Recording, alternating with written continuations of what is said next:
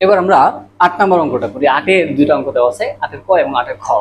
আচ্ছা, 8-এর ক এই অঙ্কটা অনেকভাবেই করা যায়, তো আমরা চেষ্টা করব সবচেয়ে সহজ পদ্ধতিতে যেভাবে করা যায় সেভাবে করার, ঠিক আছে? তো আমরা 8-এর ক করি। বাম পক্ষ যেটা দেওয়া আছে সেটা লিখি। বাম পক্ষ সমান দেওয়া আছে tan a divided by 1 minus cot a plus cot a divided by 1 minus tan a। আচ্ছা, এটা বেশ কয়েকটা নিয়মে করা যায়। আমার মনে হয় সবচেয়ে সহজ নিয়মে যদি আমরা করতে পারি তাহলে এই অঙ্কটাকে সহজে মনে রাখা যাবে, ঠিক আছে?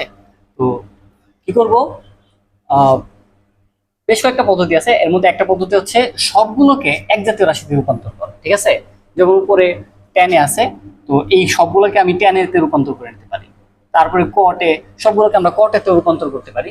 তো প্রথমটাই অনুসরণ করি, সবগুলোকে আমরা tan এতে রূপান্তর করি। দেখো, tan a যদি লিখি তাহলে লেখা যায় 1 মাইনাস, এখানে আছে cot a, cot এর পরিবর্তে আমরা লিখতে পারি 1 divided by tan a plus এটাকে লেখা যায় 1 ডিভাইডেড বাই tan a, আর এখানে লেখা যায় 1 মাইনাস tan a, ঠিক আছে? পরবর্তীতে আমরা লসাগু করে নিব। এই 1 এর নিচে একটা 1 আছে, সেই 1 আর tan এর লসাগু কত? tan a। তাহলে লিখলাম tan a। এবার লসাগু করার নিয়ম হচ্ছে হর দ্বারা ভাগ, লব দ্বারা গুণ। তো 1, এই tan a কে যদি 1 দিয়ে ভাগ করি, tan a কে 1 দিয়ে ভাগ করলে tan a হবে। ওই tan এটা উপরের যে 1টা, নিচে যেহেতু একটা 1 আছে, মনে মনে আমরা 1টাকে কল্পনা করে নিব। তো এই tan a কে যখন আমরা 1 দিয়ে ভাগ করব, ভাগফল হবে কি tan a। ওই tan a কে যখন 1 দিয়ে গুণ করব তাহলে এখানে আরেকটা tan a আসবে, ঠিক আছে? তো এটা এইভাবে বোঝানোর জন্য লিখছি, ঠিক আছে? পরীক্ষার হলে বা খাতায় তোমরা এই অঙ্কটা করার সময় লিখবা না, ঠিক আছে?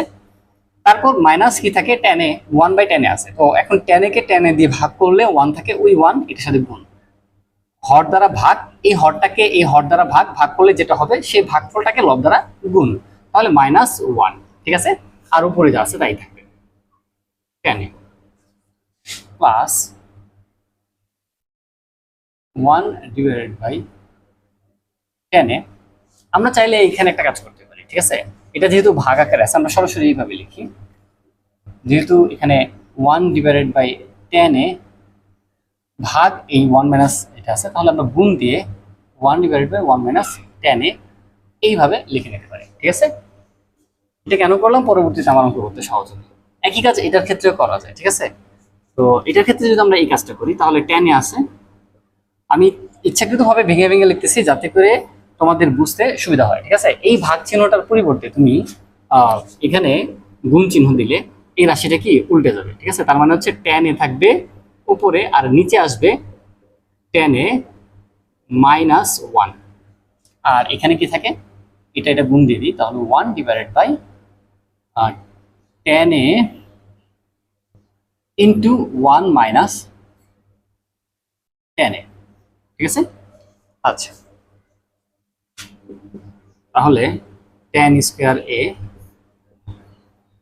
tan a minus 1 plus 1 divided by tan a 1 minus tan a।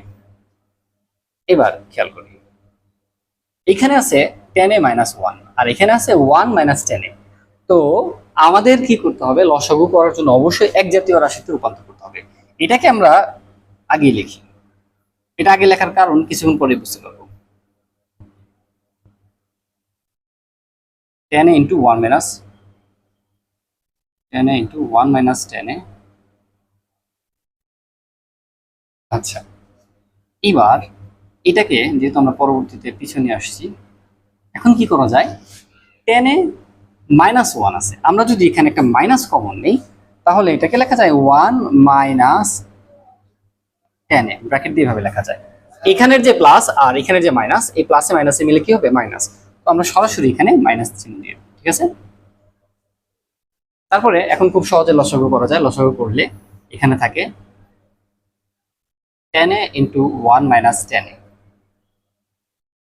ঠিক আছে? এই রাশিটা হুবহু এখানে যেহেতু আছে তাহলে এটাকে এটা দিয়ে ভাগ করলে 1 থাকে, ওই 1 1 এর সাথে গুণ করলে 1।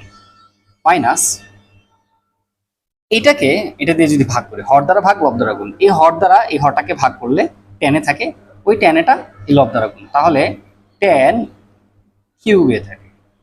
ঠিক আছে, এবার ওয়ানের উপর যদি আমরা কিউব দিই তাহলে মানের কোনো পরিবর্তন হয় না। ওয়ানের উপর যদি আমরা কিউব দিই তাহলে এ কিউব মাইনাস বি কিউবের ফর্মুলায় পড়ে। ঠিক আছে, এটা আমি লিখলাম না। ঠিক আছে, তো পরবর্তী লাইনটা এখানে দিয়ে বলি, তাহলে কি থাকে, তাহলে এখানে থাকে এ কিউব মাইনাস বি কিউবের ফর্মুলা যদি ভাঙি, এ মাইনাস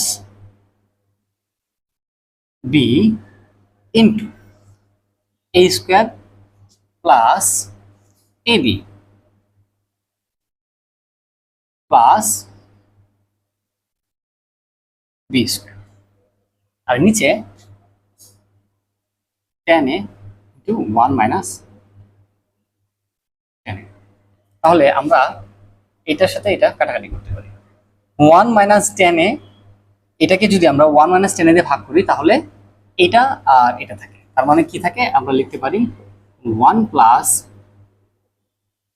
এটাকে আমরা চাইলে এই ওয়ানের সাথে লিখতে পারি, টেন স্কোয়ারটাকে আগে লিখলাম আর টেনটাকে একটু পরে লিখলাম। ঠিক আছে, কেন লিখছি, আমাদের কাজ করার সুবিধা, তাহলে নিচে লেখা যায় কি টেন এ। তো এবার খেয়াল করো, ওয়ান প্লাস টেন স্কোয়ারে এর পরিবর্তে আমরা কি লিখতে পারি, এর পরিবর্তে আমরা লিখতে পারি সেক স্কোয়ারে plus tan A divided by tan A. ভেঙে ভেঙে লেখা যায় tan A plus tan A by tan A. এইভাবে লেখার উদ্দেশ্য হচ্ছে আমি আমার যে ফলাফল, প্রত্যাশিত ফলাফলের কাছাকাছি চলে যাওয়া। দেখো টেন এ কে টেন এ দিয়ে ভাগ করলে ওয়ান থাকে। ঠিক আছে, অলরেডি কিন্তু আমি এই ওয়ানটা পেয়ে গেছি। ঠিক আছে, তাহলে দেখো কি থাকে, সেক এ লিখলাম, সেক স্কোয়ারে ইন্টু ওয়ান বাই টেন এ। এই ওয়ান বাই টেনটাকে কটে লেখা যায়, কিংবা আমরা সরাসরি এখানে কজ এ বাই সাইন এ লিখতে পারি, আর এখানে লিখতে পারি প্লাস। ঠিক আছে, তাহলে এই এটাকে কি লেখা যায়, সেক স্কোয়ারে এটাকে লেখা যায় one divided by cos square a into cos a by sine A plus one.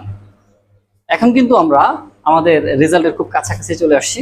আরেকটা স্টেপ, ঠিক আছে, আরেকটা স্টেপ, পরের লাইনটা আমরা এভাবে লিখতে পারি, একটা কজ কাটা, তাহলে one divided by cos A into one divided by sine A plus one.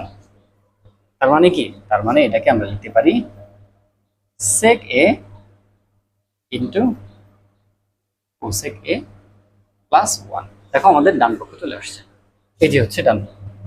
ঠিক আছে, আরো অনেকগুলো পদ্ধতিতে করা যায়, আমি এভাবে করলাম। ভিডিওটা পজ করে অঙ্কটা তুমি তোমার খাতায় তুলে ফেলো। ঠিক আছে, আর আটের খ নম্বরটা একদমই সহজ। আটের খ নম্বরটা একদম সহজ। আটের খ নম্বরটা বলতেছি, তুমি ভিডিওটা পজ করে অঙ্কটা তুলে ফেলো। ঠিক আছে,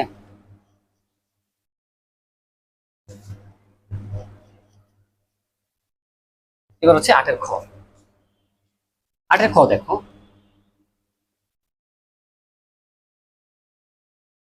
বাম পক্ষ দেওয়া আছে one divided by one plus tan স্কোয়ারে plus one divided by one plus forty square. এবার আমরা এই one plus tan square A এর পরিবর্তে কি লিখতে পারি, সেক স্কোয়ার। তোমাদের সূত্রগুলো অবশ্যই মনে আছে। আর ওয়ান ডিভাইডেড বাই এই one plus cot square, one plus cot স্কোয়ারের পরিবর্তে আমরা কি লিখতে পারি, কোসেক স্কোয়ার। ঠিক আছে, এবার ওয়ান বাই সেক স্কোয়ারে মানে কি, কজ স্কোয়ারে প্লাস ওয়ান বাই কোসেক স্কোয়ারে মানে কি, সাইন স্কোয়ারে। তো এটাকে আমরা আগে পরে লিখতে পারি। আমরা জানি যে sine square A plus cos square A equal to কত, ওয়ান, যেটা কিনা আমাদের প্রত্যাশিত ডান পক্ষ। তাহলে আমরা খুব সহজে এভাবে এই ধরনের অঙ্কগুলো করতে পারি। ঠিক আছে।